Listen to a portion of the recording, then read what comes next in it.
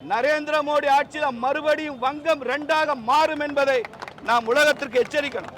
வங்காளம் தனிநாடாக பிரித்து இந்துக்களுக்கு என்று தனிநாடு கொடுக்கவும் பாரத தேசம் முன்வர வேண்டும்.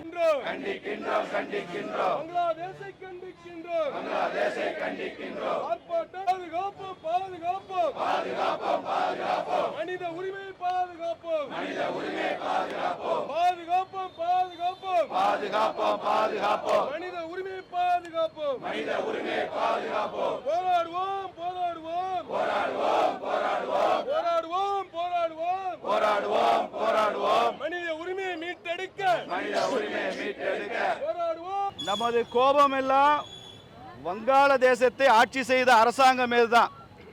இந்த ஆர்ப்பாட்டத்தை 1 மணி நேரம் அனுமதிச்சுட்டு போயிருந்தா இந்த கூட்டத்தோட நோக்கமே வங்கதேச அரசாங்கத்தை கண்டிக்கிறது மட்டும்தான். ஆனால் வங்கதேச அரசாங்கத்தை கண்டிக்கிற நடத்துகிற கூட்டத்தில் அதை தடை செய்து நம்ம எல்லாம் கைது செய்து இந்த கோபம் திமுக மீது திரும்புகிற அளவிற்கு இந்த ஆட்சிக்கு புத்திசாலித்தனம் இருக்கிறது. இன்னைக்கு தமிழ்நாடு முழுக்க இந்தியா முழுக்க இந்த ஆர்ப்பாட்டம் நடக்குது. இந்தியாவின் எல்லா மாவட்ட தலைநகரங்களிலும் இந்த ஆர்ப்பாட்டம் நடக்குது. அதை அனுமதிக்க ஜனநாயக உரிமை அனுமதிக்க மனமில்லாத திமுக அரசாங்கம் தங்கள் மீது கோபத்தை திருப்பி இருக்கிறார்கள். நாடு முழுக்க இது பலத்த கண்டனத்துக்கு உருவாகும். மத்திய அரசுக்கு நீங்கள் பதில் சொல்லித்தான் தீர வேண்டும். இந்த திமுக அரசாங்கம் இந்த ஆர்ப்பாட்டத்தை அவங்க அனுமதிச்சிருக்கணும். உப்பிட்டவரை உள்ளளவு நினைன்னு சொல்லுவாங்க. பங்களாதேஷ் என்ற ஒரு நாடு உருவானதே இந்தியாவினுடைய பிச்சை. அதுல உருவானதா பங்களாதேஷ். நாம இல்லைன்னா பங்களாதேஷ் நாடு இல்லை. நாம இந்திய ராணுவம் இல்லைன்னா பங்களாதேஷ் இல்லை. இந்தியாவினுடைய ஆட்சியாளர்கள் இல்லைன்னா பங்களாதேஷ் இல்லை.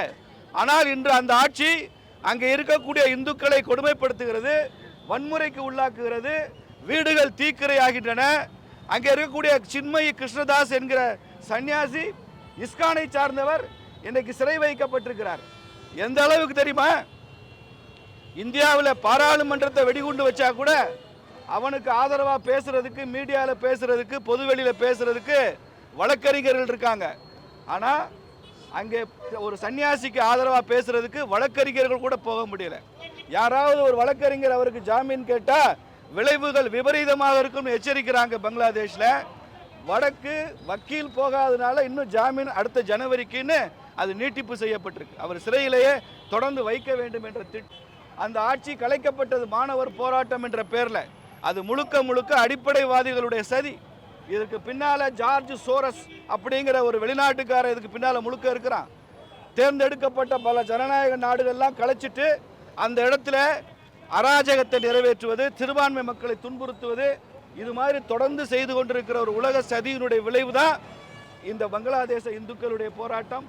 வங்கதேசத்தில் உள்ள இந்துக்கள், நாம் எல்லாம் தமிழ்நாட்டில் இந்துவா இருக்கிறோம், வங்காளத்தில் தான் அவன் இந்துவா வாழ்ந்து கொண்டிருக்கிறான் என்பதை இந்த இடத்துல நாம் புரிந்து கொள்ளணும். எவ்வளவு பெரிய பெரும்பான்மை இருந்தாலும், மத அடிப்படைவாதிகள் இருந்தாலும், அவர்கள் எவ்வளவு துன்புறுத்தினாலும், சித்திரவதை செய்தாலும், கொன்று குவித்தாலும் அங்கே இந்து வீதியில் நின்று போராடி கொண்டிருக்கிறான் என்பதை இந்த திருச்சி மாநகர மக்கள் நாம் புரிந்து கொள்ள வேண்டும். அதனால் இதற்கெல்லாம் நாங்கள் பயப்பட மாட்டோம். வங்கதேச இந்துக்களுக்கு உரிமை வேண்டும். வங்கதேச இந்துக்கள் காப்பாற்றப்பட வேண்டும். இந்திரா காந்தி ஆட்சியில் இருக்கும் போதே பங்களாதேஷ்னு நாடு உருவாச்சுன்னா நரேந்திர மோடி ஆட்சியில் மறுபடியும் வங்கம் இரண்டாக மாறும் என்பதை நாம் உலகத்திற்கு எச்சரிக்கணும். வடக்கு பகுதியில் தான் வங்களாதேச இந்துக்கள் மிக அதிகமாக இருக்காங்க. தேவைப்பட்டால் வங்காளம் தனிநாடாக பிரித்து இந்துக்களுக்கு என்று தனிநாடு கொடுக்கவும் பாரத தேசம் முன்வர வேண்டும். அதனால் இந்த போராட்டத்தில் கலந்து கொண்ட உங்கள் அனைவருக்கும் நான் எனது வாழ்த்துக்களை தெரிவிக்கிறேன். காவல்துறைக்கு முழு ஒத்துழைப்பு கொடுத்து நாமெல்லாம் சிறைக்கு போவோம், நாமெல்லாம் அரெஸ்ட் ஆகும், கைதாகும். காவல்துறை கொஞ்சம் எங்களோட ஒத்துழைப்பு நீங்க கொடுங்க, நாங்க உங்களோட ஒத்துழைக்க தயாரா இருக்கோம். அமைதியா எல்லாரும் வண்டியில ஏறுங்க, அமைதியா எல்லாரும் வண்டியில ஏறுங்க. காவல்துறைக்கு ஒத்துழைப்பு கொடுங்க. நாமெல்லாம் கைதாகி இருக்க போகிறோம். நாமெல்லாம் ஒத்துழைப்போம். பாரத் மாதா கி.